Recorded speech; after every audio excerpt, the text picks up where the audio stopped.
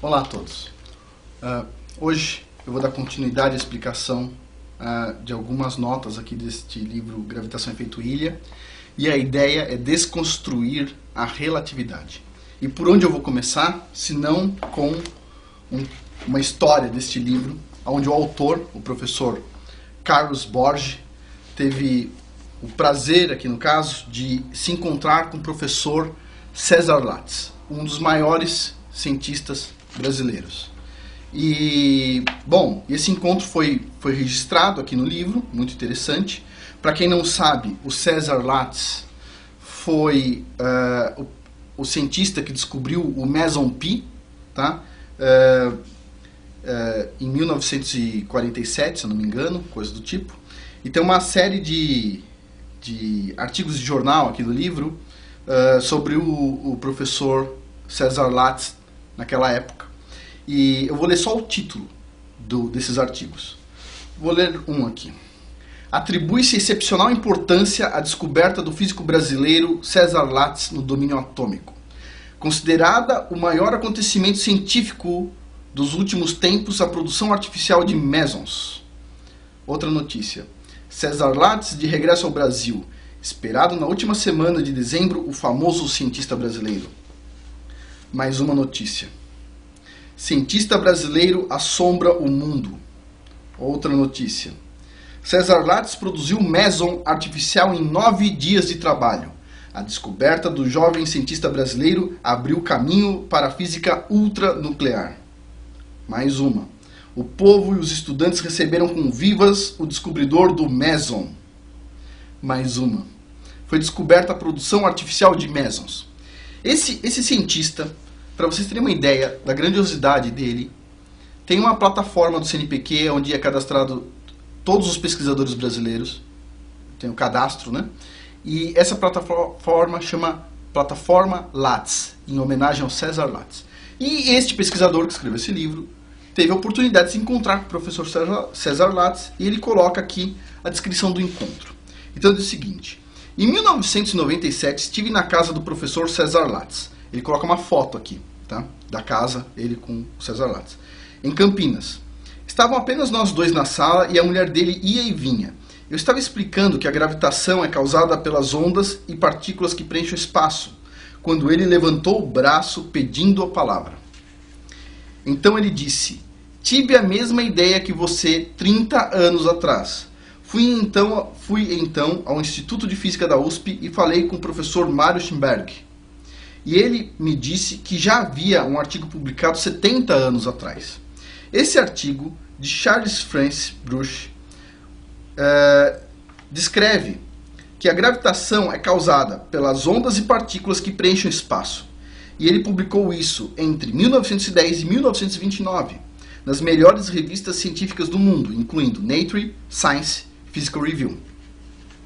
Depois disso, físicos e cientistas menos preparados acharam que a teoria da relatividade era a correta e os trabalhos de Bruce, Lesage e muitos outros foram esquecidos.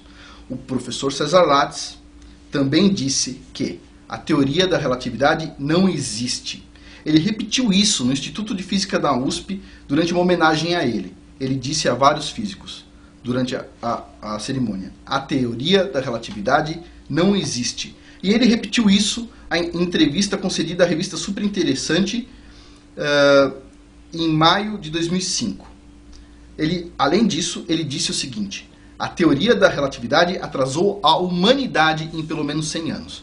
Agora, eu fiquei pensando um pouco sobre essa afirmação, de que a teoria da relatividade atrasou a humanidade em pelo menos 100 anos. E é uma afirmação e tanto, porque na verdade um cientista normal esperaria que ele falasse o seguinte: a teoria da relatividade atrasou a física em 100 anos. Mas não, a teoria da relatividade atrasou a humanidade em 100 anos. Antes da teoria da relatividade tinha um monte de cientistas e empresas fazendo coisas muito interessantes. A partir da teoria da relatividade, a gente começou a acreditar que a gente não conseguia ver toda a realidade, que a gente não conseguia medir essa realidade, que o tempo não era mais bem o tempo para determinadas velocidades, ele podia se dilatar ou se comprimir, que o espaço pode se deformar. E isso não atrasou só a física, isso atrasou, eu acho que a mentalidade humana. Eu acho que o César Lattes está correto aqui, quando ele diz que a relatividade atrasou a humanidade em pelo menos 100 anos. Quem está dizendo isso não sou eu, César Lattes. Tá? Bom, e tem algumas coisas interessantes aqui. Tá? Eu vou falar uma. Por exemplo, olha que interessante, deixa eu pegar uma observação aqui.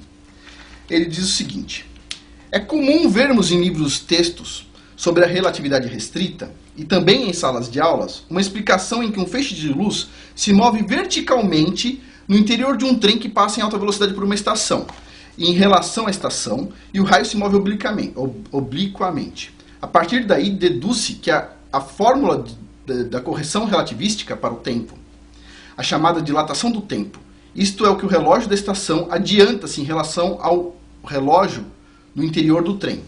Ele diz o seguinte: devo dizer que se fizermos o feixe se mover verticalmente na estação ao invés de dentro do trem, então ele se moverá obliquamente para o observador do trem.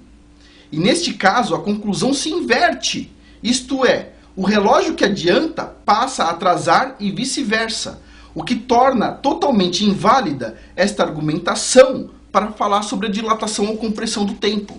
Além disso, tem um pedaço aqui muito interessante que ele fala o seguinte.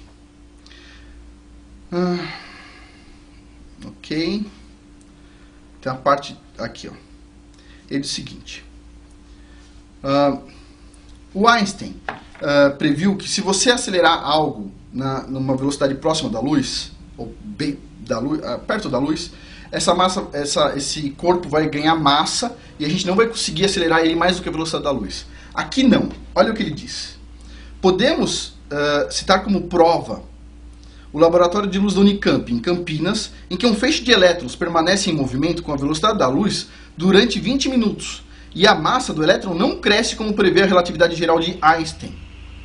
O desaparecimento da força é muito mais natural, pois como o campo elétrico se propaga à velocidade da luz, quando os elétrons atingem a velocidade da luz, o campo eletromagnético não consegue mais acelerar os elétrons, porque o campo eletromagnético tem a velocidade da luz. Ou seja, quando chega perto da velocidade da luz, o campo eletromagnético não consegue mais pôr força no elétron, para ele viajar mais rápido. Tem várias outras observações aqui neste livro, onde a relatividade falha e este fenômeno, gravitação efeito ilha, funciona bem. Onde a relatividade falha, este fenômeno funciona. Agora eu queria falar com os físicos, que são bem agressivos quando alguém fala mal da teoria da relatividade. A teoria da relatividade atrasou sua mente, atrasou a humanidade em 100 anos, e te digo, quem está dizendo isso não fui eu, é o César Lattes, é o professor Carlos Borges, e bom, da minha percepção, eles estão corretos.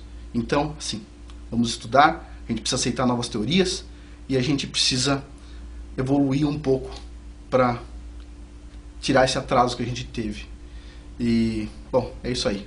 Eu conto com a ajuda de todos para isso. Muito obrigado.